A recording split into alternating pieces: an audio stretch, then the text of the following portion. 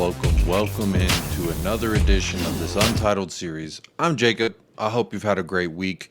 Obviously, I did not have a video yesterday, so apologies about that. It was America's birthday, so I did have to do some celebrating with the family. And no, it was not obligatory. It was voluntary. That is freedom, my friends. But other than that, I hope you're doing well. Not too much news cracking yesterday, not too much news cracking today. There was a few things that have been brought to my attention that I do want to talk to y'all about. So I'm just going to go ahead and kick it off straight first by saying today is July 5th. That is my son's birthday. He turned 3 today. So please do, if you don't hit that like and subscribe, at least hit a comment and say happy birthday, Junior. His name is Jacob. He is a junior. It was his birthday today. He's sleeping right now. So I snuck away, recorded a little video, and I hope y'all enjoy. I hope you're having a great rest of, Wednesday? I had the past 2 days off because I've been enjoying family, freedom, and my son's birthday now today. So all is well with me. I hope all is well with you. But let's kick it off. Let's jump straight into it. The first thing I want to talk about is Harry Kane. Allegedly, he met with a guy who used to manage in London. Apparently, they met at Harry Kane's home about a transfer to Bayern Munich. And this man's Thomas Tuchel. You might know him as the current manager to Bayern Munich. That is who was once Harry Kane. That's who's been in after him. Apparently, I'm going to go ahead and share with you the news. At least I'm going to share with you what I saw. So Thomas Tuchel's met Harry Kane at his home in London to talk about a potential transfer to Bayern Munich. The striker was very impressed, clearly signaling his willingness to move and informing Tuchel it would appeal to him to win the Champions League. The source is CF Bayern. Let's look into the source. You know, on this show, we will look into the source. Let's see how credible they are. 366.4 thousand followers. I don't know who that guy is, but he's the one breaking it. Oh, look at that. Look at that picture there. That's nice. But so this is the guy. Yeah, apparently this is the guy saying that Harry Kane and Thomas Tuchel met at his house. I want to know a few things from y'all. One, do you think that it's possible Harry Kane could go to Bayern Munich? For me, no, I don't think it's happening. I think that $70 million offer, way too low. I believe Daniel Levy's valuation of the striker is a lot higher, and I don't blame him. He is the best striker in the world. That's just me being me. But what do y'all think? Is this a little weird, the fact that we're even talking about this man, Thomas Tuchel, the enemy?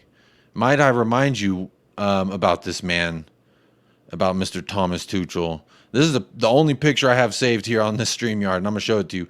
Oh, remember this? The old smackdown time between Conte and Thomas Tuchel, and the little long handshake and the lack of eye contact, and I guess the sign of disrespect. I'm curious, did Harry Kane shake his hand, look him in the eyes? I don't know. But, I just find it weird. You're Tottenham through and through, and you're one of our own. No one in Tottenham's history has scored more goals than you, sir. But you're hosting dinners with Thomas Tuchel, entertaining the idea, telling him, win the Champions League. I want to win the Champions League with y'all. Or is this him saying, you win the Champions League, then I will come to you on a free? Maybe that's what this is doing. Maybe he's setting himself up, playing a little moves ahead of moves type of thing, where he knows he's going to be on a free next summer. And maybe Bayern is one of those places he might want to go, because obviously Pochettino, he's at Chelsea now. There's the links and the rumors that Kane would go there when he gets a free. I think he wouldn't do that to the fans, I think. But, what do I know? He might. I don't see him going to Chelsea, but maybe this is something he's setting up for himself in the future with Bayern Munich. I don't know. But what I do know is this makes me feel weird thinking about Harry Kane and Mrs. Kane and all the little tiny Kanes running around saying hello to Thomas Tuchel. And Thomas Tuchel to me is Slender Man. He's the villain. He's the guy I don't like. I don't know. Maybe I need to let go of that. But curious what y'all think down below. Let me know in the comments. Is it weird? Am I overreacting to Harry Kane having dinner with a man I consider the enemy? Maybe he doesn't consider him the enemy. And also, what's up with this last sentence here? informing Tuchel it would appeal to him to win the Champions League. Informing Tuchel that he wants to win the Champions League with you this year, or that if y'all go win the Champions League, that's appealing to me because then it says that you can win the Champions League. I don't know. I don't know what that means. Tell me what you think down below. But that's what I saw in Harry Kane. Apparently Bayern are still pushing for him.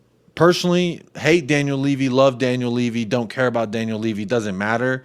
I admire the fact that he's not willing to budge. He's willing to take the gamble on the best striker in the world, that he's going to continue his Tottenham tenure, or that he can get something from him that is actually of a decent value. Because 70 mil plus add-on, that is an insult. I don't care if he has 12 months left on his contract.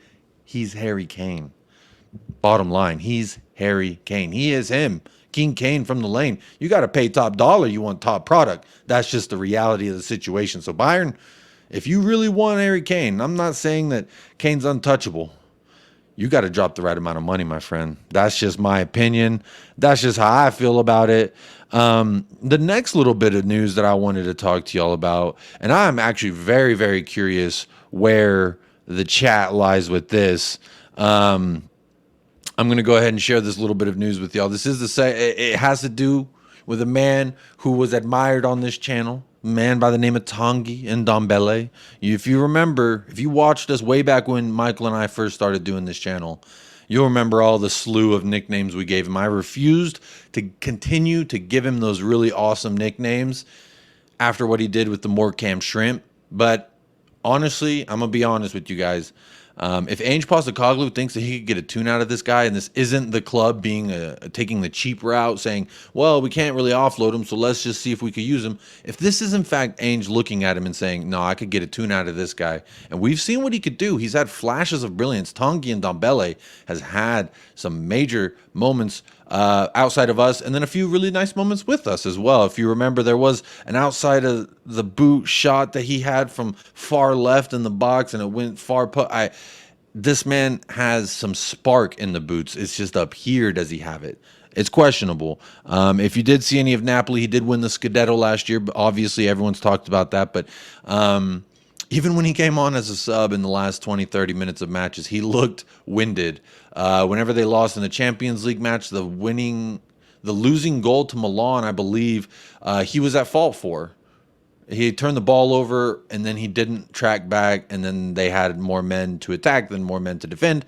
The rest is history, and I believe they dropped out. That was to Milan. But so it is questionable whether this man can come in, even if Postecoglou can get a tune out of this guy. It remains to be seen whether he's got the drive and the care about it. Because if you remember, if you saw the live stream I did with Sean from Spurs Talk Show, shout out Sean, we did a psychoanalysis of body language. And yes, it's a little ridiculous when you think about it, but I do believe there is something to be there's a story being told by these players' body language. And honestly, Tanguy Ndombele's was not great, but it wasn't awful. It wasn't the worst thing I've ever seen. It's someone who looked like he just woke up out of the back of a car and he's rolling into work. So I don't blame him too much on that. I did not like Hugo Lloris's body language in that video. There is a training video out, so if you haven't checked that out, please do. The body language there is better on both of them. Hugo Lloris is seen smiling a little bit, so that's fun. Haven't seen him smile since... probably about 5 years since I've seen Hugo Lloris smile, so that's nice. But, when it comes to Tanguy Ndombele, a lot of talent, and Spurs fans have really been divided on this, whether they think that this man has a care in the world. Can he care about Spurs? Can he get a tune out? We shouldn't be asking if he should care about Spurs. That should be a given when you come and you sign for Tottenham Hotspur. Allegedly, he did want to fight for his position last offseason, but Antonio Conte said no thank you. And it remains to be seen if Ange Postecoglou is going to say the same thing. I would hope that he would at least give him the chance, because this, to me, is we're at a time where it's like a clean slate, in my opinion. We got a new manager, new things. Maybe this is a guy who can get off on the right foot. There are characters that are going to be lingering. I'm hearing that we're talking about extending Eric Dyer. That's been a talk. It doesn't look like he's going anywhere. Maybe I'm hoping, again, Saudi Arabia, are you listening? Get yourself some Eric Dyer. He's the England national. You'll love him. We can't just be giving out roster spots willy-nilly. But when we look at the midfield and we're talking about selling Pierre-Emile Højbjerg, maybe Tanguy Ndombele can give us something. It remains to be seen. I'm curious what you think down below. Please do tell me. Can we get something out of Tanguy? Or am I just talking out my ass? This is a waste of time. This is all a moot point because the man's got to go. That's probably true too. And I could hear both sides of the argument if I'm being honest. And I'm not trying to not take a stance, whereas I'm actually just trying to say, yeah, one hell of a footballer. Remains to be seen if you could get a tune out of him mentally. Again, let's look at some of the facts surrounding Tanguy Ndombele. We signed him for Pochettino. So in his mind, he's like, okay, I'm going to Tottenham. I'm going to play this style for Pochettino. And then before he could even play for us, he's got Jose Mourinho, who plays completely different football, by the way. Obviously, you know this. But this man, it's manager after manager, changing this, changing that. He's never really had a stable home. He's never really had a place to call home where he feels comfortable. Maybe Ange Postecoglou being the most similar in attacking style, similar to Poch in the attacking style, that maybe he actually has a desire to play for Ange Postecoglou. I could see that happening. But is it too little, too late? That's what I want to know from you down below. I'm not going to spend too much more time talking about Tanguy and Ndombele. But either way, if the new Spurs boss Postecoglou wants to give him a lifeline to resurrect his career, then so be it. I am all here for it. I would love to see Ndombele resurgence season number 2. Come on. That would be a lot of fun. I do have to admit. And then the last bit of business I wanted to talk to y'all about, obviously it's something we've been keeping tabs on. If you're on Twitter, if you're watching YouTube Spaces, then I imagine you've been keeping an ear out for it as well. It has to do with Micky van de Ven. Fabrizio Romano did tweet earlier today for me, so this morning for me, he did have a tweet about Micky van de Ven, and I'm going to go ahead and share that with you now. It says, I understand that Tottenham have submitted a verbal proposal for Micky van de Ven. Negotiations ongoing now with Wolfsburg. Not done deal yet. No issues on personal terms, though. Parties are close on contract details.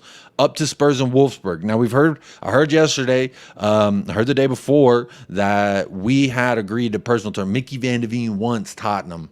Now, that is something I love to hear. Again, I'm not going to beat the horse of, I told you so. Micky van de Ven can be the future of the center back, but I think the prospect of having Micky van de Ven on my team makes me very excited. I don't like how long this is dragging out, but you know what? If we could get this deal done before we go to Perth, and Perth is 13 days, less than 2 weeks from now, we will play a match in Perth versus West Ham.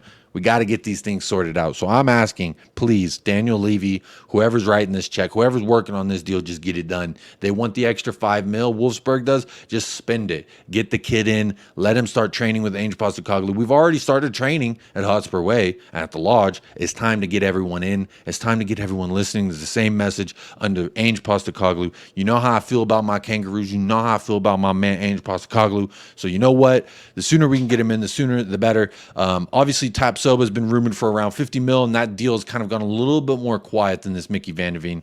And I've heard people bring up the thing, if we sign Van de Ven and then say we go sign Longley, no Soba, no other ready to go center back, top talent center back. I'm not saying world class. I'm saying top talent that we could get. Soba is that, by the way. If we don't get him in, is this the cheap route? Is this the inexpensive option that we've chosen? I'm really curious to hear what y'all think down below. If we do just sign Micky van de Ven, is that just Daniel Levy cutting corners as far as the paycheck is concerned again? Or are we just trying to do smart business? To me, I haven't closed the door on either one of those answers. I really haven't. But for me, Micky van de Ven, that's a signing I'm extremely happy with. Obviously, the center back, we need 2. I want 3, and we need 2 to go. We also need to see some more outgoings. Harry Winks is gone, and that's where's the next one? Great. Love it. Winks is gone. Who's next? Please be Dyer. Please be Sanchez. Sessegnon. Hugo Lloris, maybe? I don't know. These are all things that we need to start working on as soon as possible. The fact that this, Micky van de Ven deal's still dragging on. This is starting the 3rd week of Micky van de Ven talk. It's time to get the job done, or let's move on. Let's do what we did with Davirea. As much as I love Micky van de Ven and I want him to wear a Tottenham Hotspur shirt, at the end of the day, I don't want to spend 2 months chasing a guy. I don't want to do what I feared we would do with the James Maddison deal, which thank Levy that we did not do that. Again, I'm not here trying to praise Levy. I'm just here trying to be hopeful for the future because, again, look at the facts. Levy's not going anywhere. Levy's not selling. No one's buying. So why would he leave a cash cow? He's not going to. I can only hope that he could do things the right way, change his stripes, so to speak, if he is a tiger or a zebra. Teach the old dog new tricks if he is the house pet. So we got to do something. For me, Micky Van de Veen, get it done. Bring him in. It sounds like he's ready, and that's one of the things I always talk about. I want players who want to play for Tottenham Hotspur. He wants to play for us. Now we just got to get it done with Wolfsburg, and it remains to be seen if we'll get it done. So please do. If you are here 15 minutes in, I am going to be wrapping up, but I do appreciate you. I appreciate you. Again, happy birthday to my firstborn son, my only son. Happy birthday, my son. If you ever see this, happy birthday. I love you so much. And I hope you'll have a great rest of your day. I'm going to go edit this, upload it. Hopefully y'all like it and comment on it. Let me know. But I also want to know y'all's thoughts about the 3 things that I talked about today. Harry Kane, is he going to Bayern Munich? Is it weird that he had dinner with Thomas Tuchel? Tanguy and Ndombele, is it time to cut the umbilical cord, so to speak? Tanguy and Dom McDonald's got to go. Is that what we're saying? I'm kind of like, maybe we should see him. Maybe let's see if we could get a tune out of him. Maybe I'm ready to fall in love again with the player that is the magical Tanguy. I don't know. And then also Micky Van de Veen. Is this deal taking too long? Am I being over dramatic? Tell me. Please tell me down below. But again, hope you have a great rest of your day. Tottenham Hotspur is looking great. We have a match in Perth in 13 days, less than 2 weeks. So it is time to assemble the squad and get the deadwood on out of here. But that's going to be it. That's going to do it for me here. Again, I'm Jacob. If you tuned in on Jacob TV, big up yourself right now. If you're tuned in on United Spurs of America, I want you to big up yourself right now. We are on the road to 1,500 subs on United Spurs of America, and we just broke 100 subs on Jacob TV. So a shout out to all the 100 of you who have subbed to Jacob TV and going to check out what we're doing out over there. So again, Tottenham Hotspur is looking beautiful. Tottenham Hotspur is looking great. I cannot wait to see. Let's get Micky Van de Veen done. Let's work on another center back and let's get some outgoings. That's where my head's at. Where's your head at? Let's find out. Have a great rest of your day. And as always, up the lads. Come on, you Spurs. United Spurs of America.